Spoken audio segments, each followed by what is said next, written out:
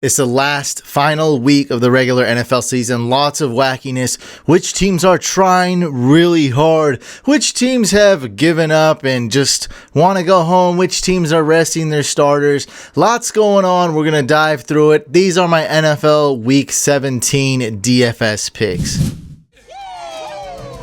What's going on, Couch Fam? My name's Hussein the Brain, and if you're new to this channel, welcome. If you love DFS videos, you love waiver wire videos, and you love draft videos, make sure you subscribe to this YouTube channel and hit that bell icon so you won't miss anything. If it wasn't for Week 17 and with guys like Lamar Jackson out, I wouldn't even be talking about Patrick Mahomes. He's the highest priced quarterback of the slate. His matchup's not that great, but I'm not really worried about the matchup. Chargers don't allow a ton of fantasy points to the quarterback position, but not really worried about that. I am worried about, like, after the first 3 games, he's been balling out 30 points, 30 points, 30 points first 3 weeks. Then after that, he hasn't really had too many QB1 worthy numbers and just not the same quarterback as last year. But because it's such a wacky slate, he's my #1 quarterback as far as fantasy points projected. Really can't go anywhere else. Just keep in mind, yeah, he hasn't really done that well, but we don't have a ton of options here. I've actually been doing some lineups with Patrick Mahomes, and it's pretty difficult to squeeze him in there. He's so dang expensive, so do keep that in mind. Some cheaper options: Ryan Tannehill. Now the Titans, they're not guaranteed to get in the playoffs. They need to win, and so they're going to be going all out. Ryan Tannehill has been doing really well this season since he's got the starting gig, and going up against the Texans, it's a really good matchup. Titans should win, but it could be a little bit high scoring too. I mean, there's so many variables that I don't exactly know what's going to happen. I think the Titans will win. The Texans aren't supposed to be resting any players, but, you know, we've been lied to before. What I do know is that Ryan Tannehill is a really good quarterback, and this is a really good matchup, and the Titans need to win. And like I've been saying, not too many options here, so Ryan Tannehill, good option at QB. This video is sponsored by Prolytics. Prolytics offers a complete DFS tool suite with projections, including ceiling and floor projections. That's very important. Lineup optimizers, a weekly cheat sheet with the top picks and top stacks, as well as several other tools to help you win. Their modern machine learning AI technology is what really separates Prolytics from the competitors. Because of all the positive feedback from the Couch Fam and other users, Prolytics has decided to keep partnering with us, and right now they're offering a free trial. So follow the link below in the description and use promo code COUCH to get your free trial. I use it every week and highly recommend it. Now back to the picks. I don't know what it is, but I do have a gut feeling about Jameis Winston. I like that he didn't do that well last week. He has a decent matchup going against the Falcons. His price is okay. He's missing a couple of his best receivers. He's questionable, so I don't think too many people will be on Jameis Winston. Now, if he scored 40 fantasy points last week, it's going to be a different story. But because he didn't do that well, he was a bit disappointing. I do like him this week. He's also playing for a contract. He wants to get $30 million a year. I don't know if that's going to happen. I mean, hey, 30 touchdowns, 30 interceptions, 30 million makes sense, right? Another quarterback I like who is very inconsistent, very boom or bust that I talked about last week is Daniel Jones, and he absolutely went ham last week, throwing for 5 touchdowns. That's pretty insane. Looks like the future could be bright for the Giants. As long as he's not turning the ball over, Daniel Jones could be a really good franchise QB. And man, he's got a good matchup this week going up against the Eagles. And this is the type of matchup where I wouldn't be shocked if Daniel Jones scores 7, 9, 11 fantasy points, right around there, right around 10. And I wouldn't be surprised if he scored around 31, 32 fantasy points either. I mean, that's just who he is. That's what he's been going. But that's the numbers. If you graph it out, the numbers don't lie. And then he's facing the Eagles, an aggressive impressive and talented defense, but they've been atrocious against quarterbacks. So he has a lot of upside, and upside's really all he has. He has no floor. We know the Eagles will score some points this game, so the Giants will have to throw the ball. I mean, they'll probably throw the ball all game. And I got Jared Goff here. The matchup is so sweet that I do have to consider him. He's just not the type of quarterback that has a ton of upside, but going against the Cardinals, if we can squeeze out a few more pass attempts because of this up-tempo game, if it can be a little bit more of a shootout, we can see the old Jared Goff and maybe put up 30 fantasy points. But I don't know if you can tell, not too confident in him. I think he'll do really good, but maybe not great. Will he be top 4 quarterback? Maybe. Will he be the best quarterback this slate? I highly doubt it. I don't see that happening.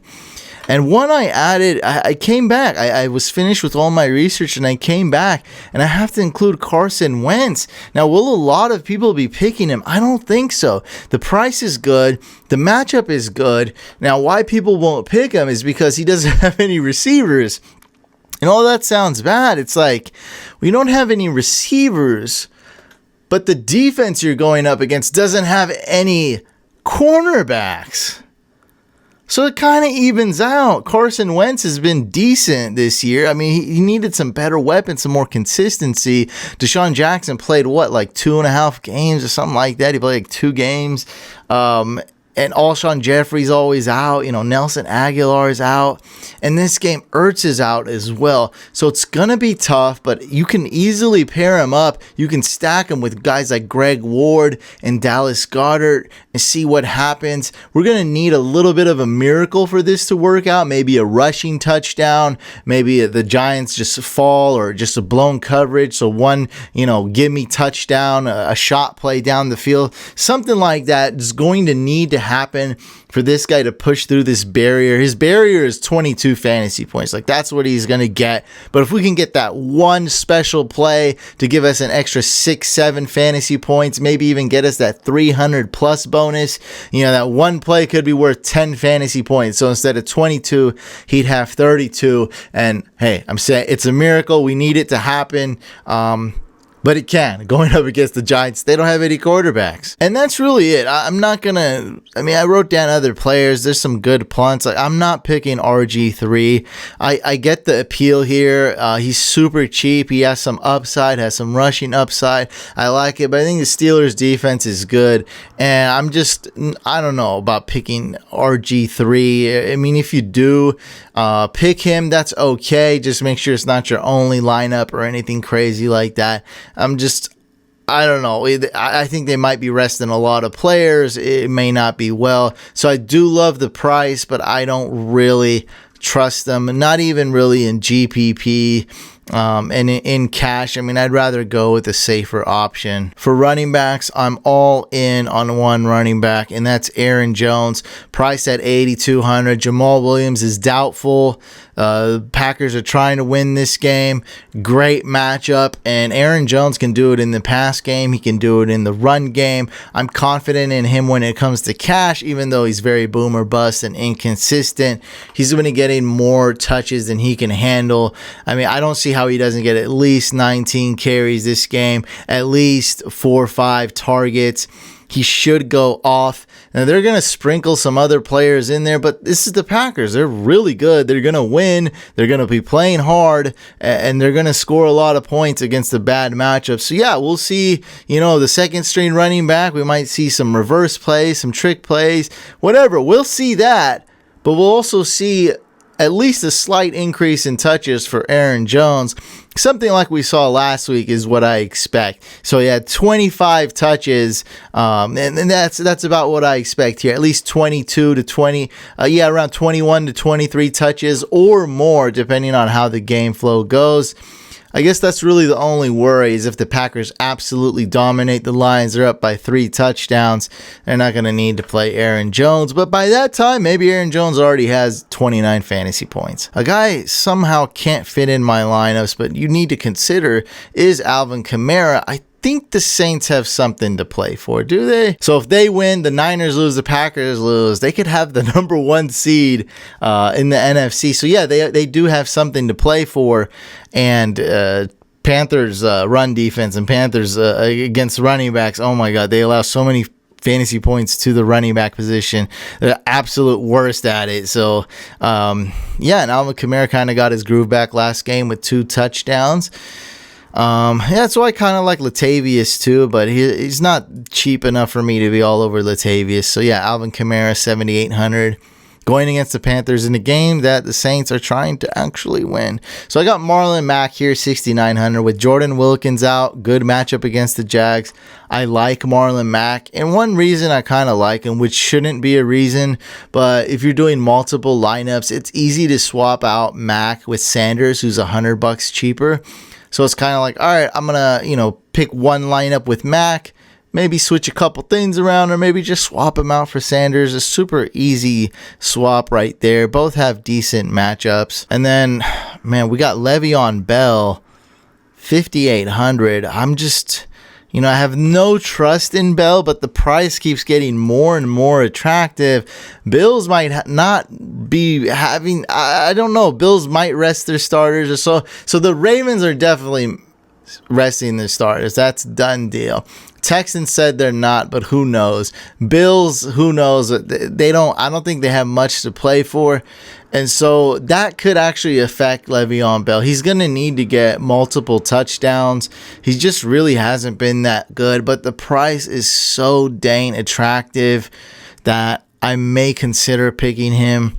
And yeah, again, that's not really a good reason, but I mean, look, he's cheaper than guys like James White. It's so dang cheap. And I think this is the cheapest he's ever been on DraftKings. And with Josh Jacobs doubtful, we have D-Wash, Raiders running back, 5,200 going against the Broncos. Dang, I got a lot of names here. Michelle, 4,900. In a game that the Patriots are going to try to win, going to try to lock up that #2 seed, make sure they got the bye. They'll have the lead, so they'll run the ball a lot. But the downside with a guy like Michelle is Rex Burkhead could be used, James White could be used, and in a game like this, Brandon Bolden could very well be used. We have Gus Bus, 4,800. With Mark Ingram out. Damian Williams, 4,700. Spencer Ware and Darrell Williams are out. They're injured. So Damian Williams and LaShawn McCoy should get a decent amount of touches going up against the Chargers. That's not so bad. Now we have Justice Hill, who can actually catch the ball, 4,600 for the Ravens. And yeah, we just talked about McCoy. His price is 4,200 going against the Chargers. For wide receivers, don't want to get into the obvious picks. I do really like Courtland Sutton at 6,400 going against the Raiders. He's kind of in that mid-tier price to maybe mid to expensive price. And man, I think I'm going to have to pick him in a lot more of my lineups. I do like him. And then we have Justin Watson, 4,900. I think this guy is really talented, and he's got a quarterback that can give him the ball. He just has to put it together and stop messing up. Seriously, all these Bucs receivers are kind of fumbling and bumbling and stumbling. That's crazy how Perryman's the most reliable Bucs receiver out of them all. We would have never thought I'd ever say anything like that. But yeah, Justin Watson, man, do some things, man. You just run the route, catch the ball, don't fall. Don't let the ball hit you on your helmet. You'll be fine. And another guy I'm really liking more and more because the Giants have no corners is Greg Ward. The price is right. #1 wide receiver for the Eagles. And yeah, it makes for a great Wentz stack. Hunter Renfrow is 4,500. Where you at? With Chris Harris likely covering Ty Willie, Hunter Renfrow has been nothing short of amazing this year. Other than he had a slow start, of course, and then he got, and then he started doing okay, got hurt. But man, last week, 26 fantasy points. He's been playing really well. And I think the Raiders will always have to throw the ball at least a little bit. I know they're going to run a good amount, but with Josh Jacobs out, maybe they throw a little bit more. So I do like the price of Hunter Renfrow. Then we have Russell Gage. Again, it's really the price and the matchup here. 4,400 going against the Bucks. Moving on to tight ends, some obvious ones here. But Zach Ertz is out. I guess the obvious one is Kelsey, but he's most expensive. Mark Andrews, I think you may want to avoid this. He's questionable. Why would they risk having him out? He's been dealing with minor injuries this whole year. I don't think he'll be playing much, if at all. Then we have Zach Ertz, who's out. Okay, so that's why Dallas Goedert's going to be my number one tight end. Spoiler alert. Some other options are Austin Hooper. I think he's going to be a little bit contrarian because for $200 cheaper, you can go with a guy who's much more reliable and has a better matchup. Higbee's going against the defense that allows the most fantasy points to tight ends, the Arizona Cardinals. Some other options at tight end. Oh, Dallas Goedert, my favorite tight end this week, 4,900. He's going to get in a ton of targets. And scroll down quite a bit. Noah Fant, if he's healthy, he could be good. 3,600 going against the Raiders. Now you look at the Raiders and you say, okay, they allow a decent amount of fantasy points to tight ends, but I've been playing fantasy for quite a while, and it seems like every year the Raiders do allow a lot of points to the tight end position. And so this year they're a little bit better. Maybe that's because, I don't know, they throw more to the wide receivers. I don't know why that exactly is. Stats could be a bit misleading. But again, it's not like they're good against the tight end. So I'm just saying I love the matchup. Don't trust Noah Fant that much. But if he's healthy, I think he has tremendous upside.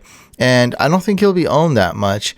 And then 200 cheaper than Fant is Greg Olsen at 3,400. He's going to get a lot of targets. That's how I see it. With no DJ Moore, and the Panthers are going to need to throw the ball, I think Greg Olsen's a good red zone target. I think they stop Curtis Samuel. They'll try to stop Curtis Samuel. They'll try to stop C-Mac. And then, just let the quarterback throw the ball. Don't get beat by C-Mac should be the Saints' motto. I mean, I guess not. I think Saints should just go out there, play regular defense. They should be able to easily win this game and absolutely dominate. I think their defense will go off going against the Panthers. It's not going to be fair. Greg Olsen, price is cheap. He'll get targets. Maybe he'll squeeze in a touchdown for you. And as a super punt, we have some guy named Joshua Perkins, who is the third string tight end for the Eagles, but with Ertz now out, and Perkins hasn't really been balling, so you're going to have a punt, a contrarian pick, one that's not safe, but wow, if you use this guy at tight end, you're going to be able to squeeze in a lot more salary cap. And with a guy like Perkins in a GPP, you may want to pick two tight ends. There's a lot of really good mid-price to cheap price tight ends like Doyle, Fant, Olsen, Goddard, Jonnu Smith, OJ Howard, Hunter Henry. There's a lot of ones that you can put at flex, and I'm not really against it. Matter of fact, I'm kind of recommending you do something bold like that. Remember, it's about having a contrarian lineup, not necessarily contrarian players. So if you do pick two tight ends and they're cheap, no one's really going to be doing that. And if those tight ends ball out, you're going to be going straight to the top. For defenses, my number one defense is the Patriots. Surprise, surprise. They're 4,300. Love the Saints at 4,000. Colts okay at 3,200 going against the Jags. By the way, Patriots are playing at home against the Dolphins. Saints are going against the Panthers. And then we have the Steelers are okay going against the Ravens backups. And the Steelers, good defense, should be low scoring game. Steelers are really trying to win. Ravens are really not trying to win. They're trying to get some rest. Packers D, 3,000 going against the Lions. They're trying to win.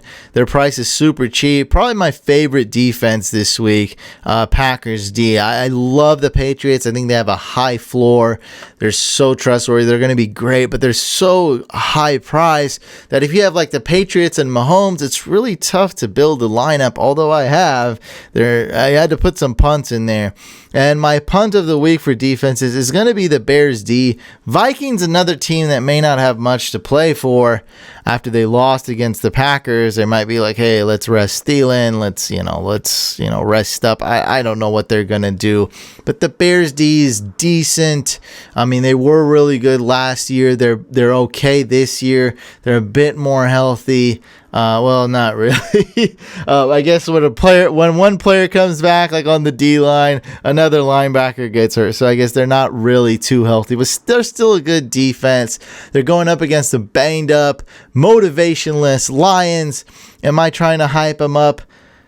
It might sound like that, but I like the price. They're a good punt, 2,100. You're not going to find a better defense at that price, and I've actually used them when I'm doing some lineups, and I'm like, look, I'm really able to squeeze, another 1,000, 2,000 salary cap. And keep in mind, the Patriots are $2,200 more expensive than the Bears D. So now you know why I like the Bears as my punt of the week. Make sure you guys do check out Prolytics. Use promo code COUCH to get your free 1-week trial. It also really helps support this channel. Thank you guys so much for tuning into my videos. It means so much to me. Make sure you guys are subscribed to this YouTube channel, Fantasy Couch. Also, we have a second YouTube channel. Make sure you guys do subscribe to that one.